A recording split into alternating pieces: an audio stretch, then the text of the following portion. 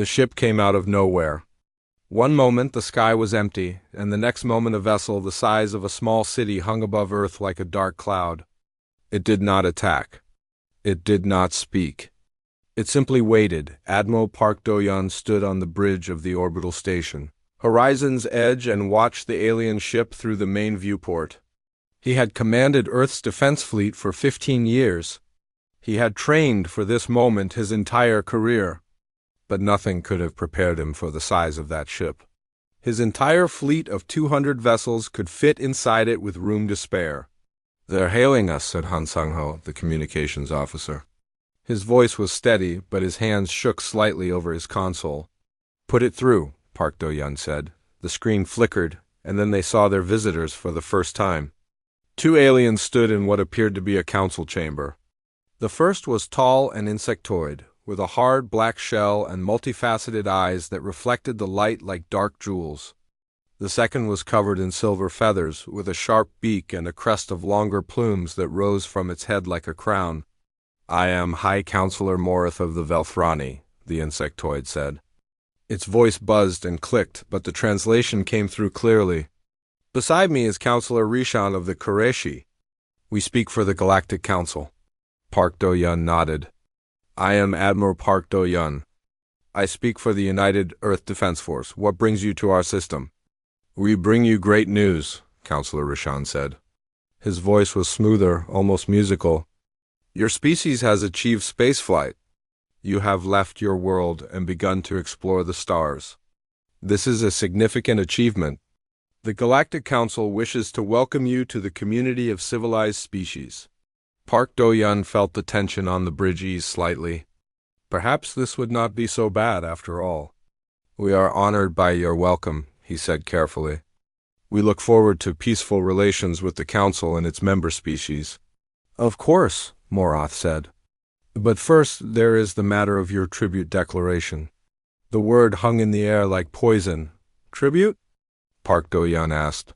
"All newly spacefaring species must submit tribute to the Council," Morith explained. Her tone was flat, as if she were reading from a script she had recited 1,000 times before. "This is standard procedure. It has been this way for 6,000 years. The tribute ensures your protection and your place in the galactic community. What tribute do you require?" Park Do-yeon asked. Counselor Rishan tilted his head. 60% of your planetary resources will be transferred to Council control. 20% of your population will be conscripted for labor in Council facilities across the Orion Arm. Your species will undergo technological regression to pre-spaceflight levels. Your vessels will be destroyed, your stations dismantled, your research erased. You will remain on your world under Council supervision until you are deemed ready for limited spaceflight privileges, which typically takes between 500 and 1,000 years. Nobody on the bridge moved. Nobody breathed. Park Do-yeon stared at the screen. "You want us to give up everything we've built. You want to take our people as slaves. You want to trap us on our planet for 1,000 years. These terms are not negotiable," Morith said. "They are the same terms offered to every species before you. Compliance ensures survival and eventual acceptance into the Council. Resistance ensures extinction. You have 30 standard cycles to submit your declaration. We will return for your answer." The screen went dark. For a long moment, nobody spoke. Then Han Sang-ho turned to the Admiral, his face pale. "Sir, what do we do?" Park Do-yeon did not answer immediately. He looked out the viewport at the massive ship still hanging in space. Then he turned to his crew. "Get me a line to Secretary General Kim Yuna and contact every government on Earth. We need to talk." The emergency assembly convened within 6 hours. Representatives from every nation gathered in the Great Hall of the United Earth Parliament, their faces grim. Secretary General Kim Yuna stood at the podium, a woman in her 60s with gray hair and steady eyes. Beside her sat Lee Tai-woo, the chief diplomatic attaché, and Dr. Choi Min-ji, a xenolinguist who had spent her career studying alien signals from the edges of known space. "You have all been briefed," Kim Yuna said. "The Galactic Council has demanded our complete surrender. They call it tribute. I call it slavery. We have 30 cycles to respond. The hall erupted. Some representatives shouted for immediate surrender. The council had destroyed civilizations before. They could not risk extinction. Others demanded defiance. Better to die free than live as slaves. The arguments grew louder and angrier, and Kim Yuna let them rage for several minutes before she raised her hand for silence. "We will vote," she said. "But first, I want to hear from Dr. Choi. She has studied alien civilizations longer than anyone. She may have insight that can help us." Dr. Choi Minji stood and walked to the podium. She was a small woman, quiet and thoughtful, but when she spoke, the hall listened. "The Council has demanded tribute from hundreds of species over 6,000 years, she said, and every single species has complied. Every one. Some fought first, but they all surrendered in the end. The Council has never lost." "Then we should surrender," someone called from the floor. "We cannot win against those odds." "Perhaps," Dr. Choi said. "But consider this. The Council has maintained power for 6,000 years not through constant warfare, but through the expectation of obedience. They arrive, they demand, and species submit. The system runs on assumption, not tested strength. They assume we will comply because everyone has always complied." She paused and looked around the hall. "What if we don't?" The hall was silent. "The Council expects two responses," she continued. "Submission or desperate resistance followed by submission. They have scripts for both. But they have no script for a species that simply refuses. No explanation. No negotiation. No panic. Just refusal. And then they destroy us," another representative said. "Maybe," Dr. Choi admitted. "Or maybe they hesitate. Maybe they wonder what we know that they don't. Maybe they doubt. And if they doubt, then for the first time in 6,000 years, the system cracks." She looked at Kim Yuna. "The Council's power is built on fear. Fear only works if everyone believes it. The moment someone stops believing, everything changes." Kim Yuna nodded slowly. She looked out at the assembly, at the frightened faces and the angry faces and the uncertain faces. "We will vote," she said. "Submission or refusal. The fate of humanity will be decided here, today." The vote took 3 hours. It was close, agonizingly close, but when the final count came in, refusal won by 7 votes. Now they just had to decide what to say. The vote had been made, but the debate was far from over. Humanity had chosen defiance, but now they needed to decide how to express it. The assembly broke into smaller groups, each arguing about what message to send. Some wanted a long declaration explaining humanity's rights and demanding negotiation. Others wanted a threat, something that would make the Council think twice about attacking. Still, others wanted to buy time to send a vague response that might delay the Council's return while Earth prepared its defenses. Admiral Park Do-yeon sat in a corner of the Great Hall with Dr. Choi Minji and Secretary General Kim Yuna. They listened to the arguments swirling around them, but none of the proposed messages felt right. "A long message won't work," Dr. Choi said quietly. "The Council won't read it. They've heard every argument, every plea, every threat 100 times over. They'll scan our response for one thing only, compliance or defiance. Everything else is noise." "Then we make our defiance clear," Kim Yuna said. "We tell them we refuse." "But how?" Park Do-yeon asked. "If we explain our reasons, they'll dismiss them. If we threaten them, they'll laugh.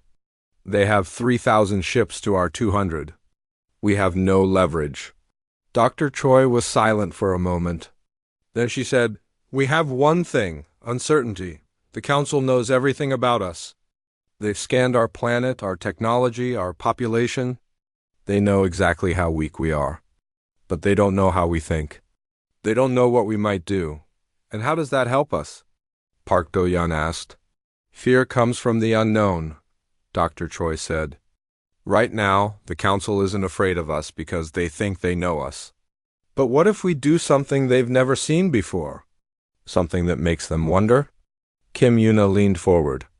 "What are you suggesting?" Dr. Choi looked at them both. We send them the shortest message possible. One word. We give them nothing to analyze, nothing to dismiss, nothing to predict. Just pure, simple refusal. And then we wait. Park Do-young considered this. One word. That's it? That's it. We don't explain. We don't negotiate. We don't threaten. We just say no. And we let them wonder why we're not afraid. Kim Yuna stared at her for a long moment. Then she stood and walked back to the podium. The hall gradually fell silent. We have debated long enough, she said. Dr. Choi has made a suggestion that I think we should consider. Our message to the council will be one word. One word that tells them everything they need to know and nothing they want to know. She paused and looked around the hall. The word is no. The silence that followed was complete. Then, slowly, heads began to nod. It was audacious. It was perhaps suicidal. But it was also perfect. A single word that could not be argued with, could not be misunderstood, could not be dismissed as desperation. Just simple, calm refusal, the vote was taken. And the message was approved on the 29th cycle. Earth's formal response to the Galactic Council's tribute order was transmitted from Horizon's edge. It contained exactly one word. No. Meanwhile, aboard the carrier Unyielding, Captain Beek Jasu worked with her team on battle simulations. They had been running scenarios nonstop since the Council's arrival, trying to find some strategy that could give Earth's fleet a chance. The results were always the same. In direct combat against the Council Armada, Earth's ships would be destroyed within hours, but Captain Beek was not looking for a way to win. She was looking for something else. Run it again, she told her tactical officer. This time, focus on their deployment patterns. The simulation played out on the holographic display. 3,000 Council ships versus 200 human vessels. The Council fleet advanced in standard formation, overwhelming Earth's defenses through sheer numbers. But as Beek watched, something caught her attention. Stop there, she said. Look at their response time. Her officer froze the simulation. What about it? It's slow, Beek said. Look, when our ships change formation, it takes the Council fleet almost 30 seconds to adjust. That's an eternity in combat. They have more ships to coordinate, the officer said. Larger fleets are always slower. No, it's more than that. Beek pulled up historical data that Dr. Choi had provided. The Council hasn't fought a real war in 4,000 years. They show up, they intimidate, and species surrender. They haven't had to actually fight in generations. They're not just slow. They're rusty. She sat back and stared at the display. They still couldn't win. The numbers were too lopsided, but they could hurt them. They could make the Council bleed in ways they hadn't bled in millennia. And sometimes that was enough. In another part of the station, Han Sung-ho made a discovery of his own. He had been analyzing the tribute demands sent to other species over the centuries, comparing the documents the Council had provided as examples. What he found made him call Admiral Park Do-young immediately. Sir, you need to see this, he said when the Admiral arrived at his console. What is it? Han Sung-ho pulled up 2 documents on his screen. This is the tribute demand sent to the Dreth 3,000 years ago. And this is the demand sent to the Kureishi 5,000 years ago. And this is the demand sent to us. Park Do-young looked at the documents. They were identical. Not similar, identical. The same words in the same order with the same punctuation. They haven't changed it, he said slowly. Not once in 6,000 years. Not a single word, Han Sung-ho confirmed. They've used the exact same script for every species. They've never adapted their approach because they've never needed to. Everyone just complied. Park Do-young felt something shift in his chest. It wasn't hope exactly. It was more like the first crack in a wall that had seemed unbreakable. The Council was powerful, yes, but they were also stagnant, rigid, predictable. They had been doing the same thing the same way for so long that they had forgotten how to do anything else. They're not ready for us, he murmured. Sir? Park Do-young looked at his communications officer. The Council isn't ready for someone who doesn't follow the script. They have no contingency for this. They have no plan. He allowed himself a small, grim smile. For the first time in 6,000 years, they're going to have to improvise. The days passed. Earth waited. People went to work. Children went to school. Life continued, but with a tension underneath everything. Like the world was holding its breath. In the Great Hall, Kim Yuna met with her advisors daily. They discussed defense preparations, evacuation plans, communication strategies. But mostly they waited. And then, on the 32nd cycle, the council ship returned. Admiral Park Do-yeon met them on Horizon's Edge, just as before. The same two counselors appeared on the screen. Morath and Rishan. This time, their tone was different. "You have made a grave error," Morath said. Her voice was still flat, but there was an edge to it now. "Your response was insufficient. We are giving you one final opportunity. You have 10 cycles to submit a proper tribute declaration. If you do not, your species will be destroyed.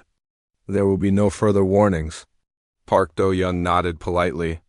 "Thank you for the clarification," he said. "We will consider your message." The counselors stared at him. They seemed to be waiting for something more. A plea. An argument. Fear. But Park Do-yeon simply looked back at them with calm, steady eyes. "That is all?" Rishan asked, his feathers ruffling with what might have been irritation. "That is all," Park Do-yeon said. "Safe travels?"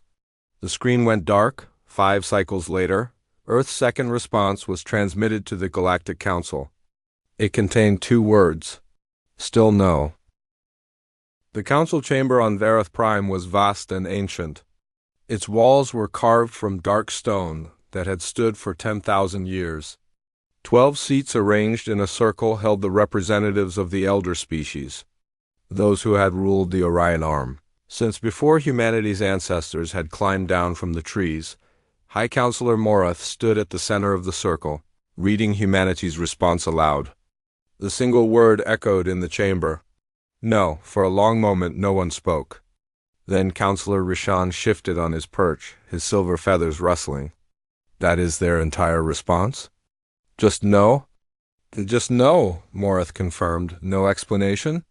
No counteroffer? No plea for mercy?" "Nothing." Rishan's crest flattened against his head. "This is unprecedented. In 6,000 years, no species has ever responded this way.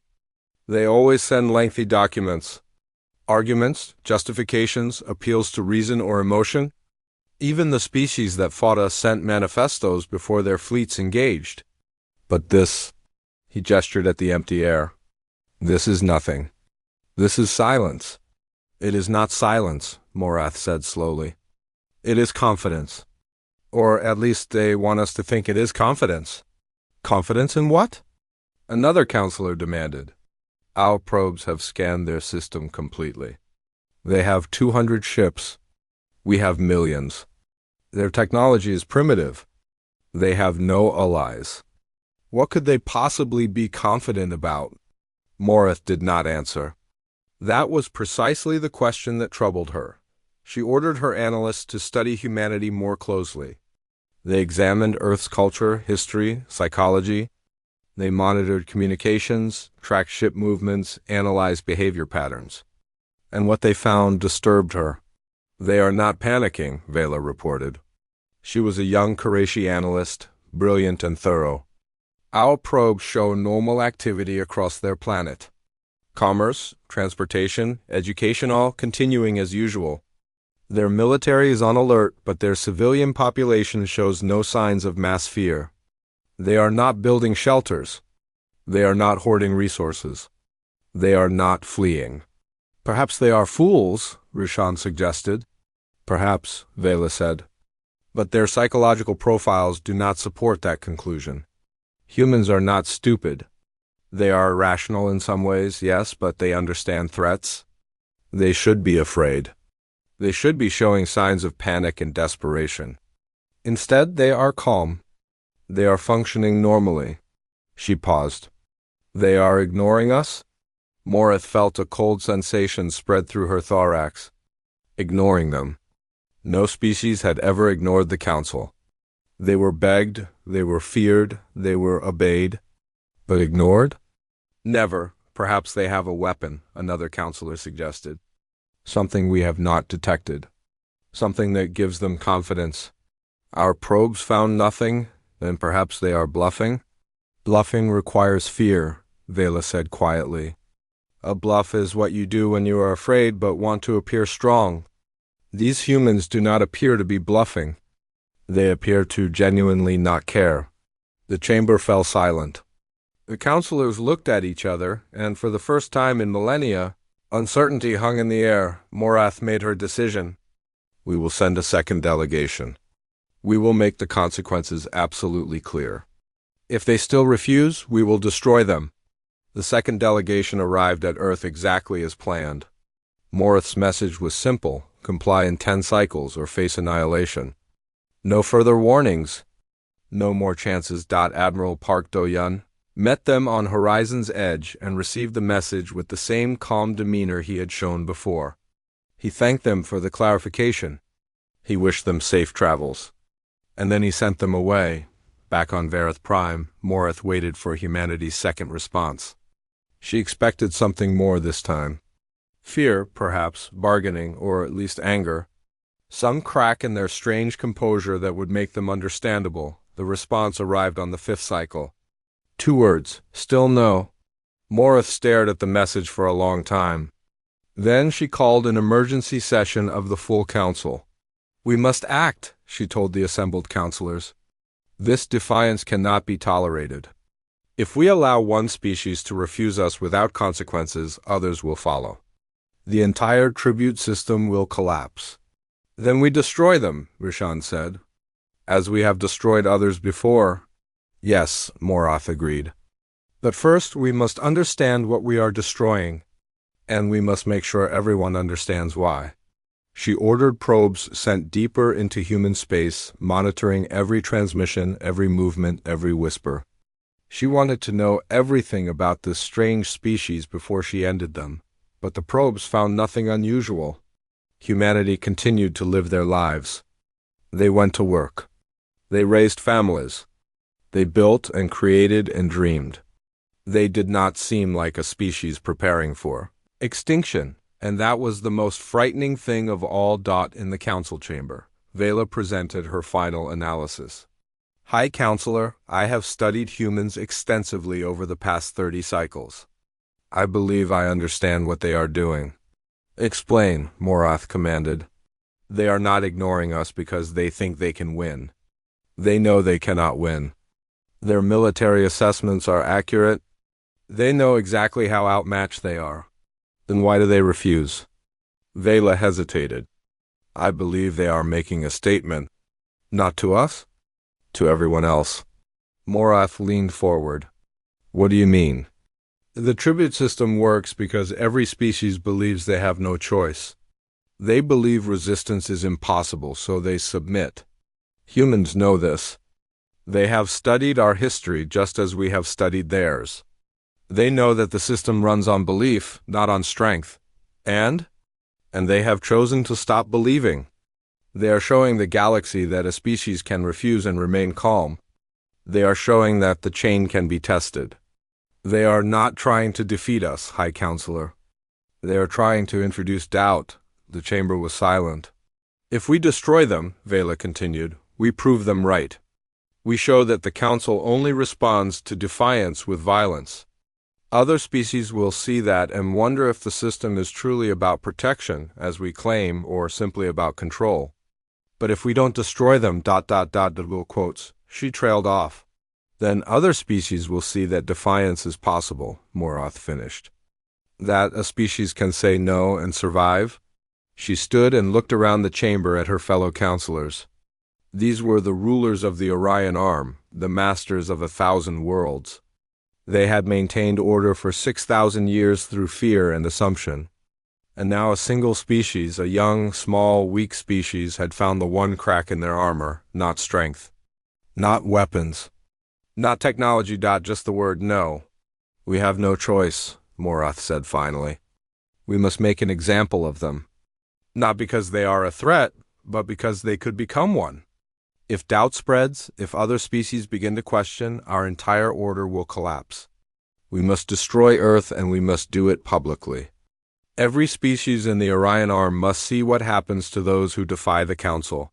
The vote was taken. It was unanimous. Morath sent the order to assemble the fleet. 3,000 ships would be dispatched to the Sol system. They would offer no further warnings, no more chances to surrender. They would simply arrive and begin the destruction. She told herself it was necessary. She told herself it was for the greater good, for the stability of the galaxy. But deep in her ancient mind, in a place she rarely acknowledged, High Counselor Morath was afraid, because she had looked into the eyes of Admiral Park Do-yun when he received her threats, and she had seen no fear there, only patience, and that terrified her. The news spread faster than light. On the mining world of Kethos 4, a Dreth foreman named Gorvin heard the story from a cargo pilot who had just arrived from the inner systems. A species had refused the tribute. A small young species with only 200 ships. They had sent the Council a one-word answer. No, Gorvin repeated, testing the word in his mouth. It felt strange, dangerous, wonderful. They're going to be destroyed, the pilot said. The Council is assembling a fleet. 3,000 ships. They'll be dust within the hour. Gorvin nodded slowly. Of course. That was how it always ended. Defiance, then destruction. He had seen it before. His own people, the Dreth, had considered resistance once, generations ago. They had submitted in the end. Everyone submitted in the end, but as Gorvin returned to his work in the mines, hauling or for masters who lived in palaces on distant worlds, he found he could not stop thinking about that single word. No, such a simple word, such a small act of defiance. And yet the Council was sending 3,000 ships to silence it. Why? If humanity was truly weak, if their defiance was truly meaningless, why not simply ignore them? Why bring the full force of the Council's military against a species that could not possibly fight back? Unless the Council was afraid, the thought was so strange that Gorvin stopped walking. The Council afraid? They ruled the galaxy. They had crushed every challenge for 6,000 years. What could they possibly fear from a species they were about to destroy? And then he understood. They were not afraid of humanity. They were afraid of the idea. They were afraid that other species would see humanity's defiance and begin to wonder. They were afraid of the question that Gorvin himself was now asking: if they can refuse, why can't we? That night, Gorvin did not sleep. He sat in his quarters and stared at the wall and thought about his life. He had been born on Kethos 4, he would die on Kethos the 4th, his children would work the same mines and live in the same quarters and serve the same masters. For his entire life he had accepted this as natural, inevitable, unchangeable. The Council ruled. The Dreth served. That was simply how things were. But now he wondered, what if it wasn't? He was not the only one. Across the Orion Arm, whispers spread through back channels and hidden networks. A species refused. A species said no, and they're still alive. The Council's fleet had not yet reached Earth. For now, humanity's defiance stood unanswered. On a Qurayshi colony world, a young teacher named Sira showed her students the news reports. What do you think will happen to them? She asked. They'll be destroyed, one student said. That's what always happens. But why do you think they refused in the first place? The students were silent. They had no answer. No one refused. It simply wasn't done.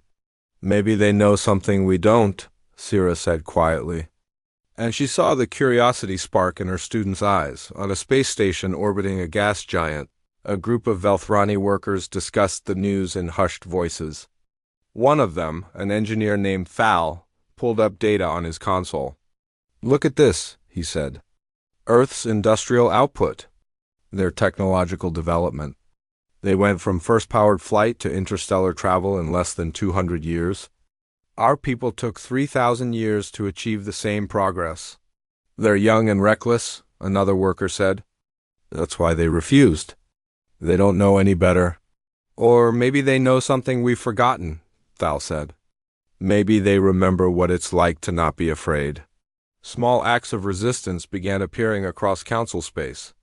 On Kethos 4, Gorvan's mining crew reported lower yields than expected. A shipment error. Regrettable but unavoidable. On the Qurayshi colony, Syrah's students began asking questions that made their parents uncomfortable. On the space station, Thal's team fell behind schedule on a council project. Technical difficulties. Very complex systems. These things take time. None of it was organized. None of it was planned. It was simply doubt spreading like cracks in ice on Vareth Prime. The counselors began to notice. Shipments from the Kethos system are down 12% this quarter, an aide reported to High Counselor Morath. The Dreth administrators blame equipment failures, but our inspectors found no evidence of malfunction. And the Qurayshi colonies? Social unrest. Minor, but growing. There are questions being asked about the tribute system. Nothing overtly seditious, but the tone is ... troubling. Morath's multifaceted eyes glittered with cold anger. This was exactly what she had feared. Humanity's defiance was spreading, not as rebellion, but as something more dangerous. Doubt. The tributary species were beginning to wonder if the system was as unbreakable as they had always believed. "We must accelerate the fleet," she told the council. "Earth must be destroyed immediately." Every day they remain alive, their defiance spreads further. Counselor Rishan nodded agreement. Once the humans are gone, order will be restored. The tributary species will see that resistance is futile. They will return to compliance. But another counselor, an old and quiet Valthrani named Draxus, spoke up. Will they? Or will they simply become more careful?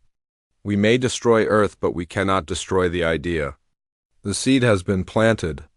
The question has been asked. What question? Morath demanded. Draxus looked at her with ancient eyes. The question of whether our power is real or assumed.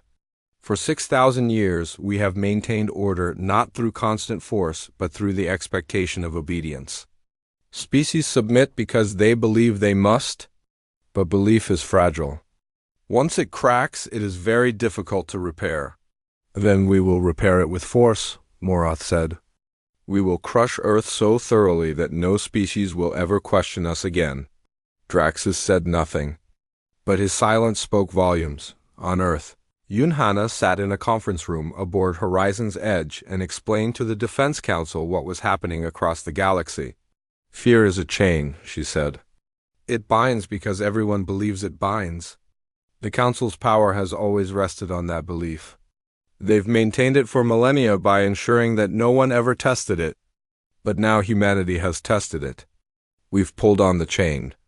And species everywhere are watching to see if it holds. And if it holds? Admiral Park Do-yan asked. Then the Council's power is reinforced. Every species in the Orion Arm will see that defiance leads to destruction, and they'll submit more completely than ever. And if it doesn't hold? Yunhana looked at him. Then everything changes. The chain breaks, and species start to realize that they were only bound because they believed they were bound. The Council's power will begin to collapse. Park Do-yan considered this. We're not just fighting for ourselves. We're fighting for everyone. Yes, whether we intended to or not, we've become a symbol. If we survive, we prove that resistance is possible. If we fall... She didn't finish the sentence. Li Taiwu, the diplomatic attaché, leaned forward. We've been receiving communications from other species. Hidden channels, encrypted signals. They can't support us openly, but they want us to know we're not alone. They want us to know they're watching. Then we'll make sure they see something worth watching, Park Do-yan said. He turned to the window and looked out at the stars. Somewhere out there, a fleet of 3,000 ships was coming to destroy his world. He had 200 ships to meet them. The math was impossible. The outcome was certain, but the galaxy was watching. And sometimes that mattered more than victory. On Kethos 4, Gorvan stood at the entrance to the mines and looked up at the sky. Somewhere beyond those stars, a small species was about to die for saying one word. He did not know if they would win. He did not know if their defiance would mean anything in the end, but he knew that they had refused, and for the first, time in his life. Gorvin allowed himself to believe that maybe, someday, he could refuse too. The chain was cracking. The doubt was spreading. And across the Orion Arm, species that had been silent for millennia were beginning to remember what it felt like to hope. The fleet appeared at the edge of the Sol system like a swarm of dark stars. 3,000 ships, the largest armada assembled in 4,000 years. They blotted out the light of distant suns as they advanced toward Earth. Admiral Park Do-yun stood on the bridge of Horizon's Edge and watched them come. Beside him, Captain Baek Jasu reviewed tactical displays while Han Sung-ho monitored communications. The entire Defense Council had gathered for this moment. 14 cycles until they reach weapons range, Baek Jasu reported. Our fleet is in position. Park Do-yun nodded. 200 ships arranged in precise formation, waiting to meet an enemy that outnumbered them 15-1. He knew every captain, every crew member. He knew their families, their stories, their dreams, and he knew that many of them would not survive the next few hours. Sir, Oh Jin-hee, the chief engineer, stepped forward. The broadcast system is ready. We have quantum-entangled links to 63 tributary worlds. Everything that happens here will be seen across the Orion Arm in real time. Park Do-yun allowed himself a small smile. This was humanity's true weapon. Not guns or missiles or shields, information. They could not defeat the Council's fleet, but they could make sure everyone witnessed how they fought. Open the channels, he said. Let them watch. Commander Valeth of the Velthrani led the Council Armada. He was a veteran of 100 campaigns, though most of those had been simple shows of force. Intimidation missions against species that surrendered before the first shot was fired. He had not fought a real battle in decades. He expected this battle to be no different. 200 primitive ships against 3,000 of the Council's finest. The humans would resist for a few minutes, perhaps an hour if they were stubborn. Then they would die, and the galaxy would see what happened to those who defied the Council. The human fleet is advancing, his tactical officer reported. Veleth's antennae twitched with surprise. Advancing? They should be retreating or surrendering. Why are they advancing? Unknown, Commander. They are broadcasting on all frequencies. Ignore it. Proceed with standard assault formation. The Council fleet moved forward, vast and unstoppable. Valeth watched the tiny human ships growing larger on his display. They flew in tight formation, disciplined and precise. As they approached, they began to break into smaller groups, each targeting different sections of the Council Armada. They're trying to flank us, the tactical officer said, deploying countermeasures. But the human ships were faster than expected. They darted through the Council formation like insects through a field of giants, striking and retreating, never staying in one place long enough to be targeted. Their weapons were primitive, yes, but they knew how to use them. Every shot found its target. Council ships began to take damage. Valeth felt the first stirring of unease. Increase firepower. Eliminate them. The Council fleet responded with overwhelming force. Human ships exploded, their crews dying in fire and vacuum. The destroyer Resolve was hit first, Lieutenant Kang Yunji at the helm until the end. Commander Shin Dong-wook's squadron was surrounded and destroyed, though they took 3 Council cruisers with them before they fell, but for every human ship that died, they took others with them. The exchange rate was far worse than Valeth had anticipated. These humans fought with a ferocity and precision he had never seen. They did not fight like a species trying to survive. They fought like a species trying to prove something on Vareth Prime. High Counselor Morath watched the battle unfold on her screen. She saw her ships falling, more ships than should have fallen, more losses than they had suffered in centuries. And she saw the human ships continuing to fight, outnumbered and outgunned, but refusing to break. Why won't they surrender? Counselor Rishan asked. His feathers were flat with anxiety. They're dying. They must know they cannot win. Why do they keep fighting? Because they're not fighting to win, Morath said slowly. They're fighting to show? To show what? Morath did not answer. She was watching the broadcasts that were being transmitted across the galaxy. 63 worlds were seeing this battle in real time. 63 tributary species were watching a small, young civilization stand against the full might of the Council and refuse to break. On Kethos 4, Gorvin and his fellow miners gathered around a screen, watching the battle with wide eyes. Every human ship that fell was a tragedy. Every Council ship that burned was a miracle. They had never seen anyone fight back like this. They had never imagined it was possible. "They're losing," someone whispered. "No," Gorvin said. "Look at them. Look at how they fight. They're not losing. They're winning something else." In the Sol system, Captain Beek Jisu commanded the Vanguard. Her ship shuddered with impacts, systems failing around her, crew members dying at their posts. But she kept fighting. She kept broadcasting. She wanted every species in the galaxy to see this. "Target their command ship," she ordered. "Make them feel this." Her squadron dove toward Velith's vessel, guns blazing. They couldn't destroy it, but they could hurt it. They could show everyone that the Council's flagships were not invincible on Horizon's edge. Admiral Park Do-yun watched the battle unfold. His heart ached with every ship lost, every life ended. But he also saw what was happening across the galaxy. The broadcasts were working. The tributary worlds were watching. And they were beginning to understand. Then the reports started coming in. "Sir, we're receiving communications from across Council space." Park Do-yun turned. "What kind of communications?" Han Sung-ho's face was pale with shock. "Kethos 4 has declared independence. They're refusing to send any more tribute shipments." "What?" 3 Dreth mining colonies have ceased operations. They say they stand with Earth. The Koreshi homeworld is reporting civil unrest. Thousands in the streets demanding an end to the tribute system. A Velthrani hive cluster has refused mobilization orders. They say they will not fight against a species that has done them no harm. Park Do-yun stared at the reports streaming across his display. Across the Orion Arm, tributary species were rising. Not in coordinated rebellion, not in organized resistance, but in thousands of individual acts of defiance. Refusing orders. Stopping shipments. Asking questions. Saying no, the chain was breaking. On his flagship, Commander Velith received the same reports. He stared at them in disbelief, then looked at the battle still raging around him. His fleet was winning. They had destroyed nearly half the human ships, but they were taking losses they had never expected. And now the tributary species were rebelling. An urgent communication arrived from Verith. Prime, High Counselor Morath's voice was cold and hard.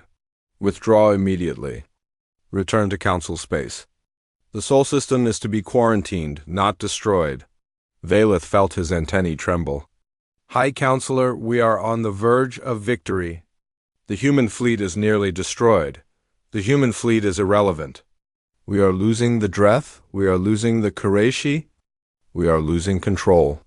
If you destroy Earth now, you will make them martyrs. Every tributary species will see what we did to a world that only wanted to be free. We will lose everything." Velith looked out at the battle.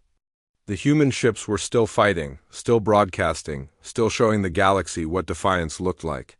He understood now. This had never been about winning the battle.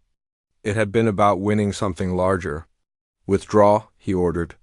"All ships withdraw." The Council fleet turned and retreated, leaving the Sol system behind. The surviving human ships, barely 80 of the original 200, held their positions and watched them go. On Horizon's edge, silence fell over the bridge. Then slowly the crew began to cheer. They had survived. Against all odds, against all reason, they had survived. Admiral Park Do-yun did not cheer. He stood at the window and looked out at the stars. So many lost. So much sacrificed. But they had done what they set out to do. They had shown the galaxy that resistance was possible. They had cracked the foundation of the Council's power. In the weeks that followed, the ripples spread. More tributary worlds declared independence or demanded new terms. The Council scrambled to maintain control, but the doubt had taken root. The old order was crumbling. On Earth, Secretary General Kim Yuna addressed the world. We have not won a war, she said. We have started something. The Council will not forget us. They will not forgive us. They will come again. But now they know that we will fight. And now the galaxy knows that the Council can be resisted. Admiral Park Do-yeon stood on the bridge of Horizon's Edge and looked out at Earth, his planet. His home. They had paid a terrible price to keep it free. They would pay more prices in the years to come. Captain Beek Jasu joined him at the window. Her ship had survived, barely. She had lost half her crew. What happens now? She asked. Park Do-yeon thought about the question. He thought about the battles to come, the challenges ahead, the long struggle for true freedom. He thought about the tributary species who were only now learning to hope. He thought about the future humanity would have to build. Now we prepare, he said. We grow stronger. We make alliances with those who want to be free. And when the Council comes again, because they will come again, we'll be ready. He looked at the stars, at the vast galaxy that was only beginning to change. We said no, he said quietly. That was just the beginning.